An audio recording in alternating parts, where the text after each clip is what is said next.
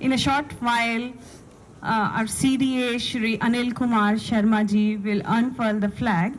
So I would like to request Mr. Anil Kumar Sharma ji to unfurl the flag. We'll wait 2 minutes.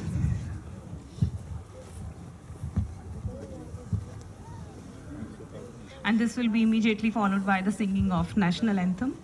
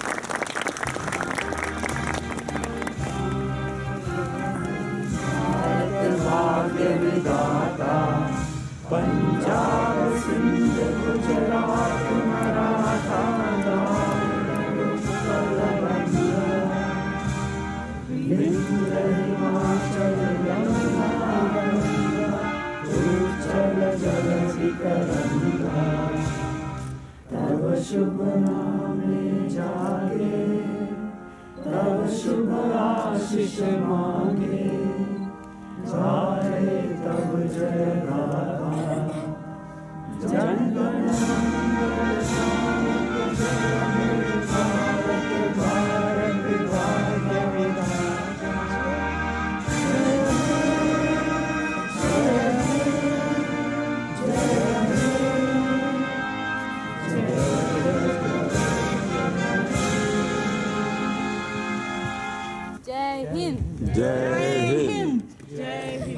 Ladies and gentlemen, Shri Anil Kumar Sharma ji will read Honorable President's message to the nation, and this will be followed by his remarks. And now I would like to request Shri Anil Kumar Sharma ji to read President's message to the nation. Sir, please. A message on the eve of the Republic Day, which we read out and hope that we inculcate the values and the ideas and the thoughts that it shares with us, with the nation. प्यारे देशवासियों, हमारे राष्ट्र के 68वें गणतंत्र दिवस की पूर्व संध्या पर मैं भारत और विदेशों में बसे आप सभी को हार्दिक बधाई देता हूं। 15 अगस्त 1947 को जब भारत स्वतंत्र हुआ, हमारे पास अपना कोई शासन दस्तावेज नहीं था।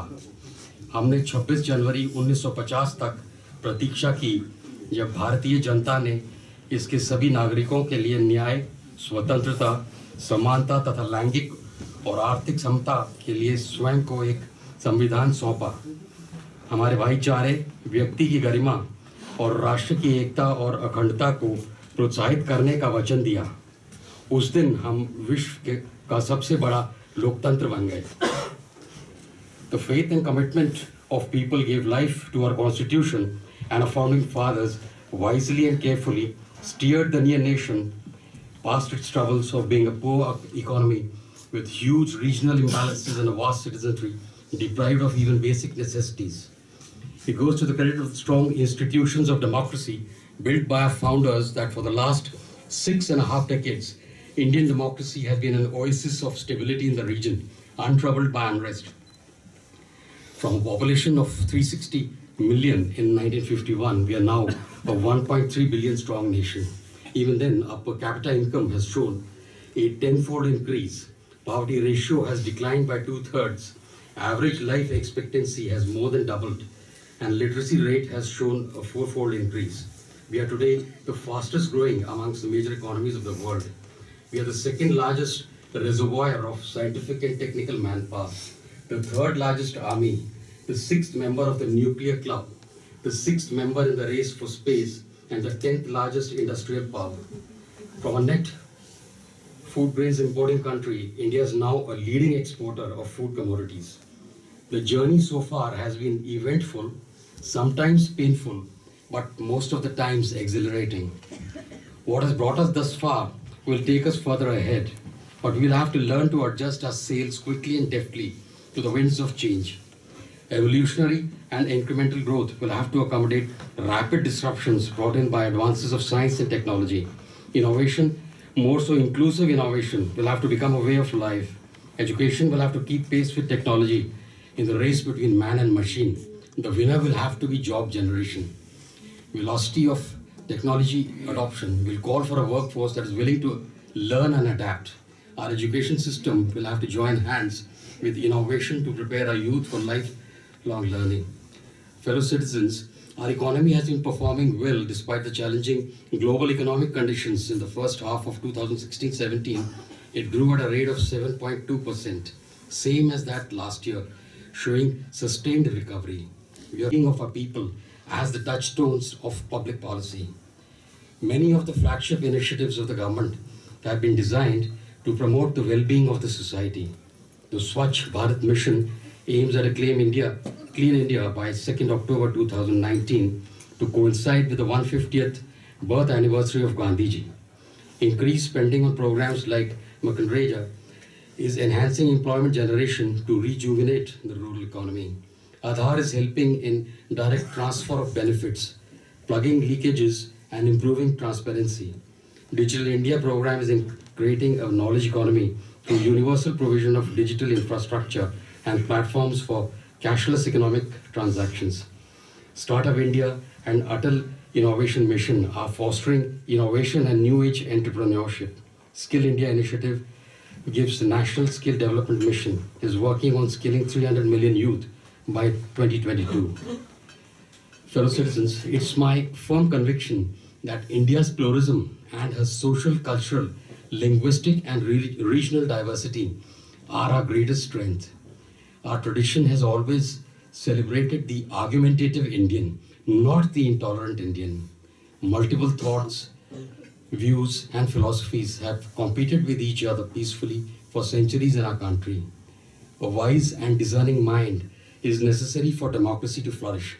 More than the unison of ideas, a healthy democracy calls for conformity to the values of tolerance, patience and respect for others. These values must reside in the hearts and minds of every Indian, inculcating in them a temperament of understanding and responsibilities.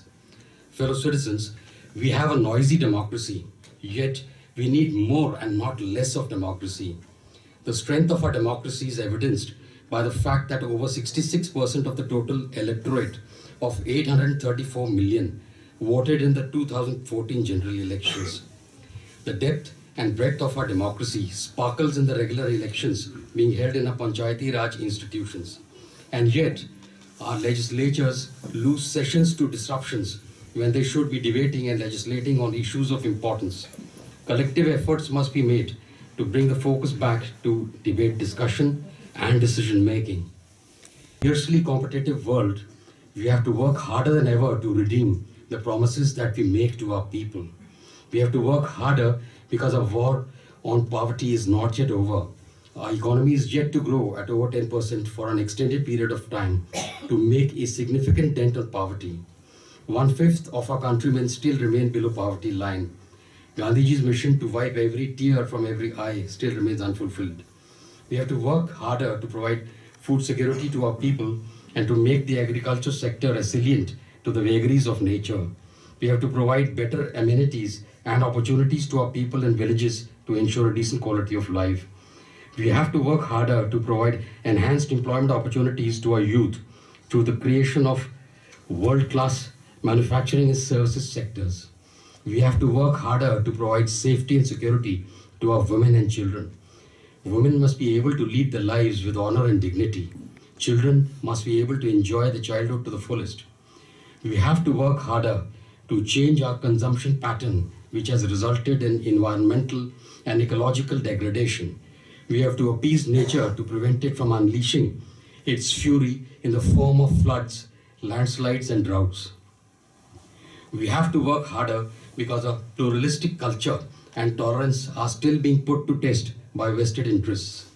Reason and moderation should be our guide in dealing with such situations. We have to work harder to keep at bay the dark forces of terrorism. These forces have to be dealt with firmly and decisively. The forces inimical to our interests cannot be allowed to grow. We have to work harder to ensure the well-being of our soldiers and security personnel who protect us from internal and external threats. And we have to work harder because we are all equal children before our mother. And our motherland asks each of us, in whatever role we play, to do our duty with integrity, commitment, and unflinching loyalty to the values enshrined in our Constitution. Jai Hind. Jai Hind. Well, this is what the Honorable President had to say on the occasion, on the momentous occasion of Republic Day. Now, we should not take this as a ritual, as a yearly ritual, but actually try to imbibe the values and the ideas that he has exhorted us to do. I hope all of us were listening very carefully to what he had to say. There were several messages in it, some intrinsic, some were very well thought out, and for the future of the country. So let us today, all of us who all have some India interest in mind and at heart, try to imbibe and contribute our might in making our nation strong in whatever way possible. This is about the President. As far as, I thought I'll use this occasion to share with you some thoughts, some comments on about India-Denmark relations, which is what we are doing here all the time, and this is what we are dedicated to do. We all know by now that our relations with Denmark are multifaceted and traditionally have been strong and friendly. There have been some hiccups, yes, but politically we cooperate with Denmark in various multilateral fora globally. We also have and share some common values with them, like traditions of democracy, vibrant media, independent judiciary, anti-terrorism, free trade, etc. These are the values that forge the bond between countries and the relations as a result of it. So these common values do help India-Denmark relations to strengthen. And we do, on our part, try to reinforce and strengthen the relations along these lines and taking these as the basis. We enjoy people-to-people contacts with Denmark. This is borne out by the fact that over the years we have had a constant tourist inflow from Denmark into India. It has been a steady flow. The numbers have been increasing annually. We have on our part helped this exercise along by liberalizing the visa regime. We've also gone to the extent of issuing or facilitating the e-tourist visa regime, and hope to do a similar exercise for the business visa category also. This we certainly hope will help things along. We expect on our part, we have also been fighting, we expect a direct Air India flight also to commence between Copenhagen and Delhi from May onwards, from May 2017. So that was the political side. But we have always held the firm belief that economic cooperation between India and Denmark should provide a strong underpinning to the overall relationship. You see, there is much that can be gained by both countries, which is to the mutual benefit of both of us, in the economic sector. To this end, we have been working studiously and assiduously to forge a relationship on this sector, on this side. In that context, if we take the recent past, which means in the last year or so, we perceive it, we see it as the beginning of the period of reset in our relations, bilateral relations. We have lodged a fresh request for extradition of Niels Hock for reasons that are known to both countries. In the meantime, we have also had some positive developments also on the economic side that have gone to bolster and strengthen the economic side relations. We have had some visits, some ministerial visits from Denmark. In December 2016, for example, the Danish Minister for Higher Education, Mr. Søren Pind, visited India for the India-Europe Business Forum. Like I said, it's a business thing.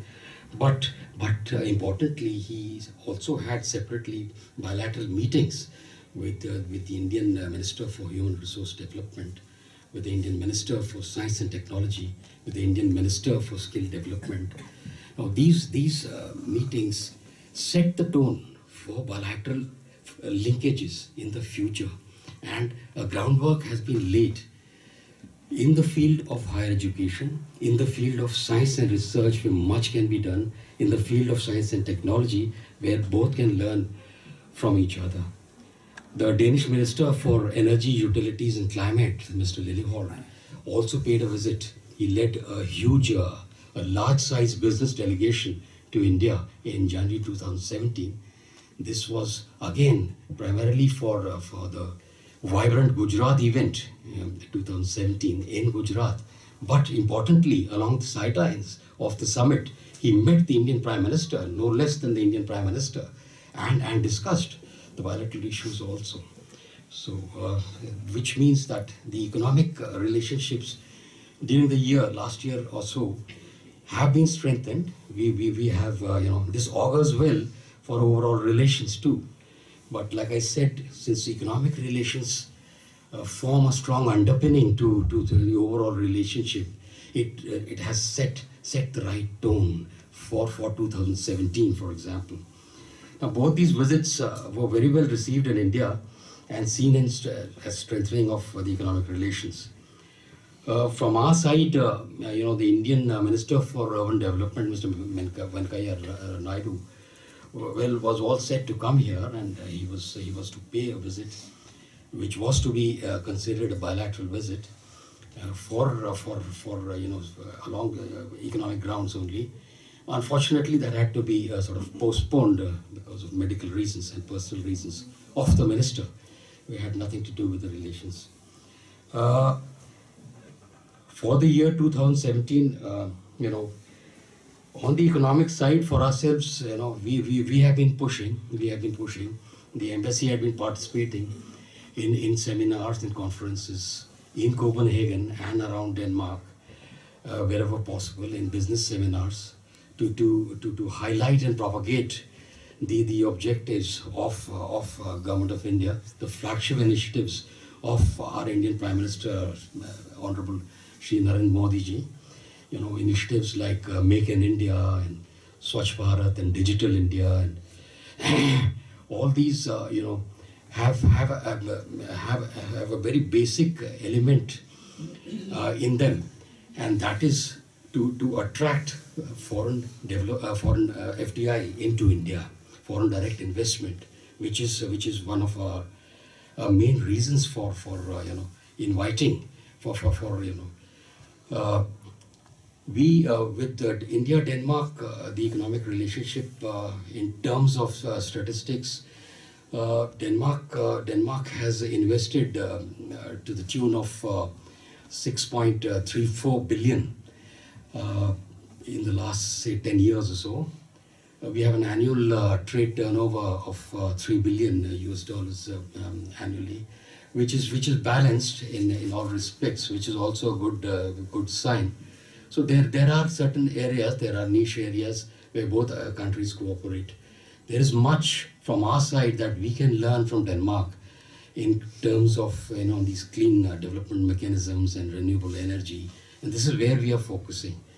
So with that objective in mind, we will also be holding some events in 2017, wherein all of you who I'm sure this is a cross section that has come here today and participated in this event, function, we would exhort you, request you, solicit you to participate also. For example, we are doing a business seminar in Aarhus, where there is a large concentration of Danish companies. Business seminar will also once again focus on India business and India-Denmark business opportunities. We will have some cultural activities that include a film festival of Indian films in April 2017.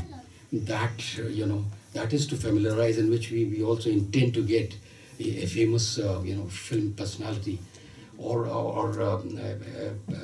cine personality associated with the theme, which is women empowerment in India. This event is in April 2017. We would invite you all to attend. We will send out the invitations also closer to the date. On the cultural side, we intend to invite, since we haven't had a cultural troupe for a fairly lengthy period of time, at least 1 or 2 cultural troupes during the year through the auspices of ICCR.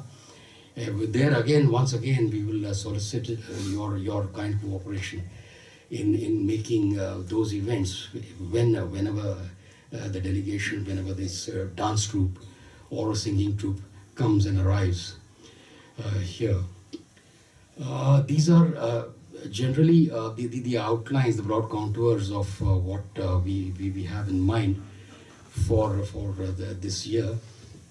And we will certainly keep you apprised of any further developments if and when as they arise, and anything of importance to us. And in the meantime, you also, all of you who come here, are most welcome to contact us. Be in touch with the embassy, which is always a good idea. And let us have your views and thoughts about how to do this thing.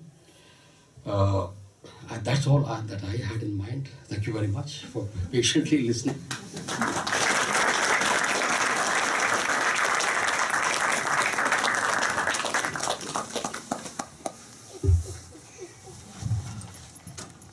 Sir, for your very nice comments, and thank you so much, ladies and gentlemen, to joining us for this occasion. And now I would like to request you all to please join us for the refreshment. Thank you so much, and let us remember our motherland once. Bharat Mata Ki Jai! Thank you so much.